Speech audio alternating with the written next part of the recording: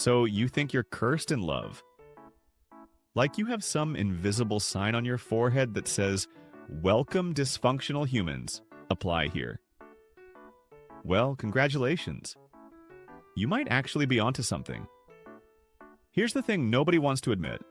You're not unlucky in love. You're basically running a 24/7 attraction service for emotional vampires. And the worst part? You're probably doing it on purpose. Let me guess, you meet someone new and think this time it's different. 3 months later, you're explaining to your friends why your partner screaming at baristas is actually a sign of passion. Sound familiar? Yeah, thought so. The brutal truth is that healthy people don't need fixing. They don't create drama to feel alive. And they definitely don't make you feel like you're auditioning for their affection every single day. But here you are wondering why Prince Charming turned into a pumpkin again. Spoiler alert, he was always a pumpkin. You just convinced yourself you saw a carriage. Let's start with the obvious one. You're a people pleaser. And before you get defensive, hear me out. People pleasers are like emotional, all-you-can-eat buffets for manipulative people. You say yes when you mean no. You apologize for things that aren't your fault. You probably said sorry for the weather this morning. Your brain thinks being agreeable makes you lovable. Wrong. It makes you convenient. There's a difference between being kind and being a doormat. Doormats don't get respected. They get stepped on. Psychology calls this external validation seeking.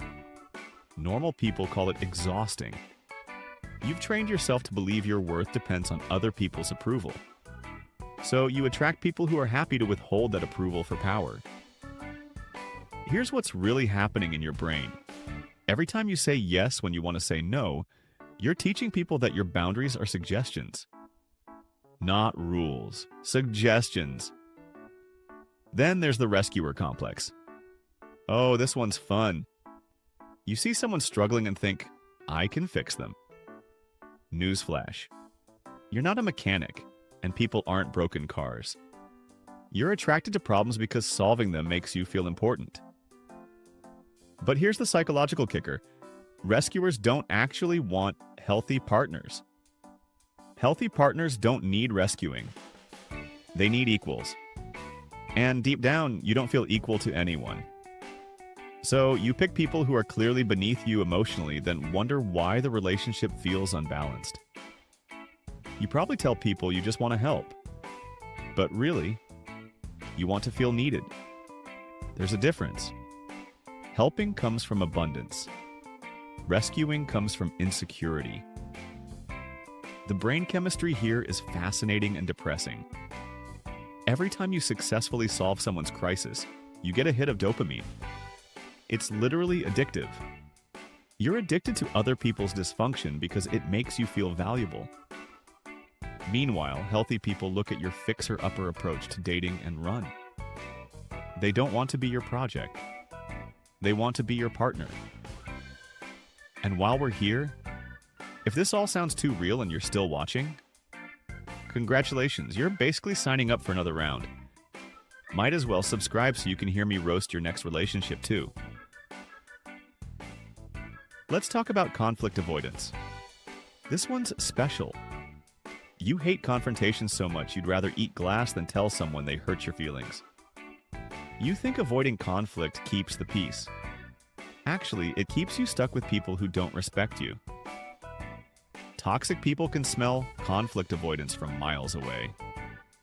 It's like blood in the water for emotional sharks. They know they can treat you poorly because you won't call them out. You'll just internalize it and blame yourself.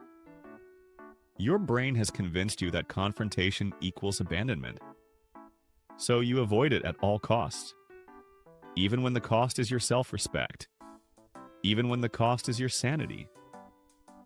But here's what nobody tells you about conflict. Healthy conflict builds stronger relationships. It's like exercise for emotional intimacy.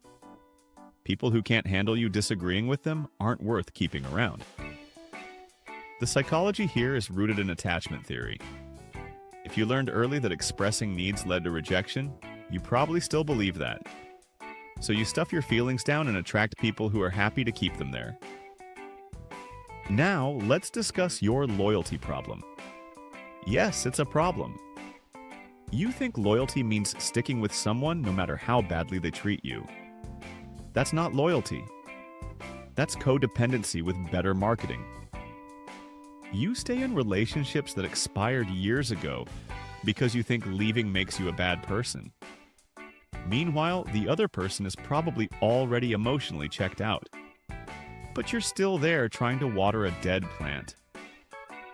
Loyal people attract users. It's that simple.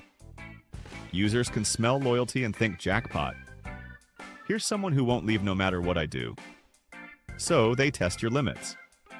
Spoiler alert, you don't have any. The brain science here involves something called the sunk cost fallacy. You've invested so much time and energy into someone that leaving feels like admitting failure. So you stay and invest more. It's like throwing good money after bad, but with feelings. Then there's your honesty addiction. You think everyone operates with the same moral compass you do. You tell the truth, so you assume others do too. This is adorable and completely wrong.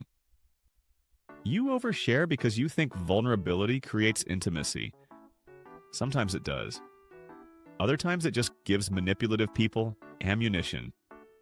You tell them your fears, your insecurities, your dreams. They file it away for later use. Honest people are easy targets because they project their honesty onto others. You can't imagine someone lying to your face because you wouldn't do that. So when they do lie, you don't see it coming. Your brain is literally wired to assume good intent. Most of the time, this is great.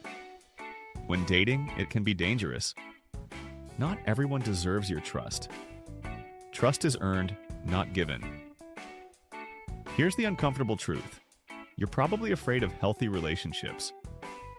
Healthy relationships require you to show up as yourself, not the people-pleasing performance version of yourself. The real you, with needs and opinions and boundaries. Drama feels familiar. Chaos feels like home. Healthy relationships feel boring because they don't trigger your stress response. You mistake peace for lack of passion. You mistake stability for settling. Your nervous system is addicted to the highs and lows of dysfunctional relationships. The makeup, reunion after fights, the relief when they finally text back, the validation when they choose you after threatening to leave. But healthy love doesn't feel like a roller coaster. It feels like coming home. And if home feels boring to you, that says something about what you learned love was supposed to feel like. The good news is, patterns can change. But first, you have to admit you have them. You have to stop telling yourself you're just unlucky and start asking why you keep making the same choices. Psychology shows us that we recreate familiar dynamics even when they hurt us. Because familiar feels safe even when it's dangerous. Your brain would rather deal with known problems than unknown possibilities. Change requires making the unconscious conscious. Noticing when you're about to say yes but want to say no.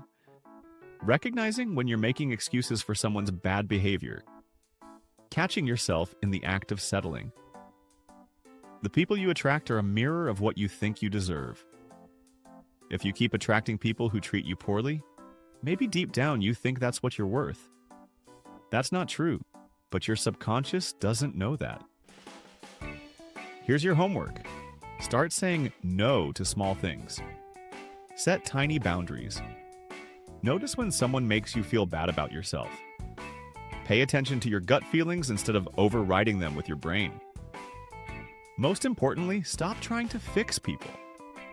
Let them fix themselves while you work on attracting someone who doesn't need fixing. The right person won't make you feel like you're auditioning for love. They'll make you feel like you already got the part.